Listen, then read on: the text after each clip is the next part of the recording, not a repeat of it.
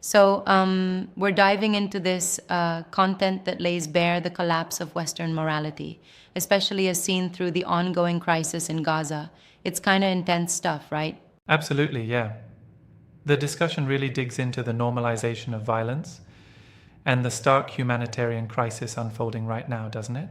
Yeah, exactly. It shows how the situation in Gaza isn't just about, the violence itself, but also like the political backdrops that influence ceasefire talks and broader legacy issues among Western leaders. Right? So you're saying it's not just a conflict, but also a moral collapse, almost a reflection of systemic issues in the West? Exactly. It's like the content argues that the violence has become so normalized that Western governments are sort of complicit in the crisis. Yeah, I can see that. And it points out that the humanitarian crisis is just getting worse by the day. I mean, what are the implications of that? Right. So there's this desperate like situation for Hamas too, which really underscores how limited their options have become. But it's more than that. It shows how intricate political agendas muddy ceasefire negotiations. Yeah, absolutely. It almost feels like every policy decision is tainted by a sort of moral compromise. Yeah, exactly. And what's really striking is how it implies that, the Western political leadership is more focused on their legacy than on actual moral or humanitarian concerns. That's a bold claim. But don't you think that's a bit of an oversimplification? I mean, political decisions are complex. It's not always just about legacy, right? Fair point. I mean, there's a lot of nuance, but the argument here is that in the uncertainty around a Western society's future, these leaders are like chasing symbols of past glories instead of addressing pressing issues. I see what you mean. And they bring in the legacy of World War II as a sort of a moral benchmark, don't they? It's like they're using history to validate current policies. Exactly. They use WW2 as this like historical anchor to justify their actions now. It creates a narrative where any deviation from that supposed moral high ground is, well, seen as a collapse of Yeah, morality. that's definitely provocative.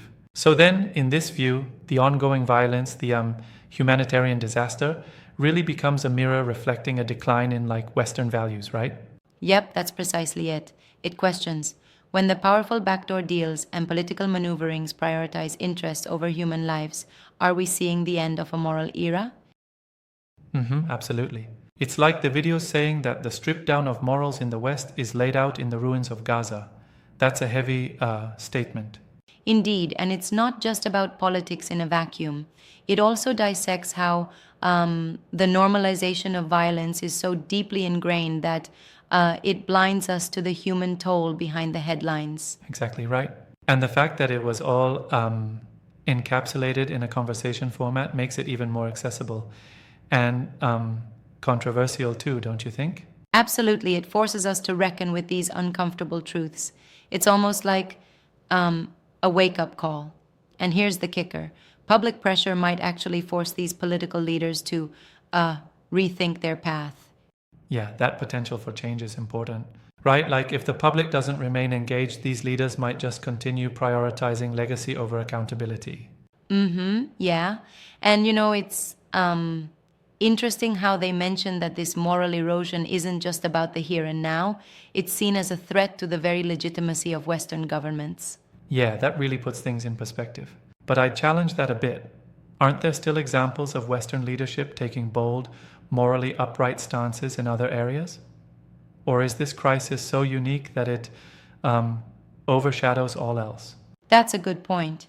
Um, while there are certainly instances of strong moral leadership, the content really emphasizes that in conflict zones like Gaza, the systemic issues, like the normalization of violence and political expediency, tend to dominate the narrative. I see, so it's more about the context of this specific crisis.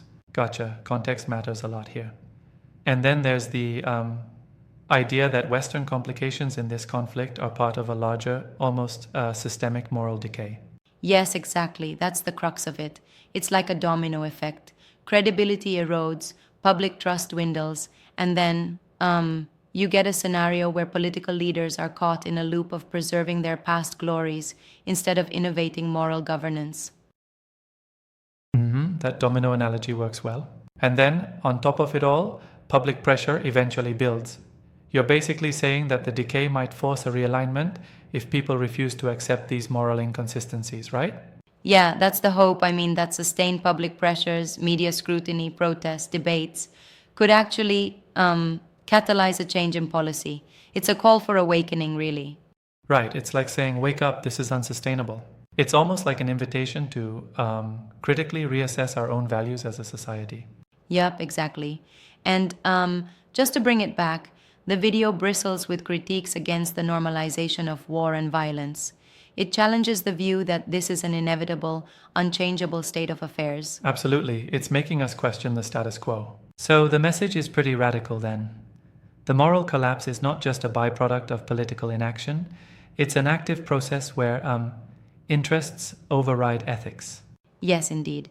And it also reflects on how historical narratives like those from Dobifutu are conveniently resurrected to maintain a semblance of, moral authority even when actions contradict that narrative. That's a bit ironic, isn't it? Totally ironic. It's like using a revered past to justify problematic present behavior. Exactly. And when you see public institutions like the media or governments propagating these conflicting messages, it paints a picture of a society that's teetering on the edge of internal collapse. Yeah, I mean, it sounds almost dystopian. Interestingly, there's a call for accountability woven throughout, suggesting that if people keep questioning these norms, maybe there's hope to, rebuild a more ethically aligned society. Right. It sends a rallying cry for people to not let apathy win. It's like a challenge to restore a real moral compass, even in a world so saturated with political expediency. Absolutely, that resonates. And while this perspective paints a grim picture, it also lays out a potential roadmap for change if enough pressure is applied. Yeah, it's a dual-edged narrative. On one side, it exposes how deeply flawed and morally bankrupt some elements of Western policy have become, and on the other, it challenges us to reclaim a better societal vision. Exactly. It's kind of like a wake-up call cloaked in harsh truth, but also filled with a subtle note of hope if collective action demands accountability. Right, it's almost as if the only way to prevent further moral collapse is for society to stand up and force these leaders to act differently, remaking policy under public scrutiny instead of personal legacy considerations. Yep, that's the crux of it. So, if we were to sum it up, the content is saying that the brutal reality of Gaza isn't isolated. It's a reflection of a broader systemic failing in Western governance that's deeply intertwined with historical narratives and modern politics. Exactly. It's a layered critique, part humanitarian crisis, part political expose, and it's pushing us to really think about our role in either enabling or challenging these systems. That's a pretty deep takeaway. And honestly, it's conversations like these that remind us how crucial it is to keep talking, even when the topics are as heavy and as emotionally charged as this one. Yep, couldn't agree more. When we muster up even a fraction of the courage to question the status quo, there's a chance to spark real change. Exactly, it's all about the dialogue. Well, this has been a highly stimulating session, and it's left me thinking about the interplay between historical narratives and current political morality. For sure, the conversation forces us to reflect. If we want to preserve what we value, then the fight for moral clarity and accountability is non-negotiable. Absolutely, agreed.